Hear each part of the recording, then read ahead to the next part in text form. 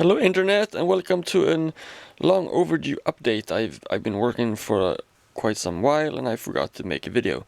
But this is what I want to show you. In my last video I said that the next step would be the pose, and the pose has been done for a couple of weeks now.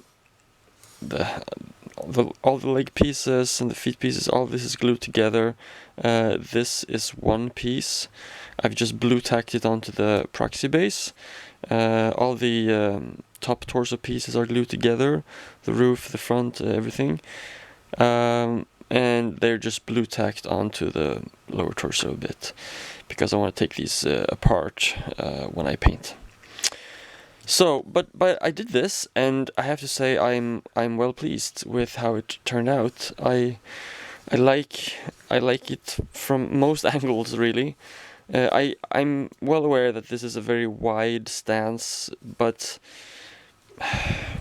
I like it. It looks like this thing really has a good balance. This is a fighter. Yeah, this is a dynamic thing that can really move about. So once I had done this, I took out the arm bit. And when I put it in, at first I thought it was too short. So I actually sawed through here, and I started to play around with how much I wanted to extend it. And I realized that I only wanted to extend it by maybe 4 or 5 millimeters. And I felt that that was too much work for such a small change. So I put the sort of this joint piece back on, and I've kept this like it is. And to this I will of course attach the lower arm, which is going to have the close combat weapon. So I haven't started on that yet because I'm not quite sure what I want to do, to be honest. I've done some sketches on some ideas. I think I'm gonna go with a claw. Part of me want to go with a sword, but I feel like sort of the orc power claw is very iconic for the orcs. So I want something that looks like a giant power claw. I'm not gonna use this bit because I'm not a fan of these claws. They're too curved. I think I spoke about that in some other video. But these two pieces, I mean, they look great, so we're gonna work with them. Not sure if I'm gonna have the claw on this side or on this side, but most likely on this side. Yeah, so I'm really happy that I'm gonna actually use pieces straight out of the box and not have to do a ton of conversion work. But of course we're gonna do that. I'm gonna scratch build the claw bit, so that'll take some time. But that's for this side. Now for the other side, I spoke about I wanted the gun not to be sort of attached at the shoulder. I mean, I can like that as well, but I more prefer I want something that looks like this. Okay, that was the idea. As you can see, I put this together. I put in a piece of plastic card on the front and the back. There's a magnet there, so I've magneted the gun piece on, so I can change that if I want to. I put this on. I found two plastic card rods that I had that fit perfectly into these, so that made it really easy to build sort of this piece that is going to go on. So the gun is going to be something like this. Okay, the next thing was I built sort of the top, a new top piece, and then I made two big piston pieces going down, and this is what I have so far. This is the shoulder piece, and these are the two main bits. And right now I'm working on sort of how to connect this somehow in here. But I will of course do detailed work kind of like this. There's a third piston in there, which I like because too much empty space in between these two.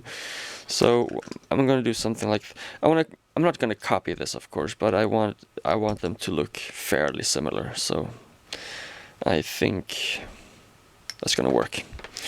So this sort of leaves the arm, the gun, sort of hanging here somewhere. I might actually point it downwards a little bit.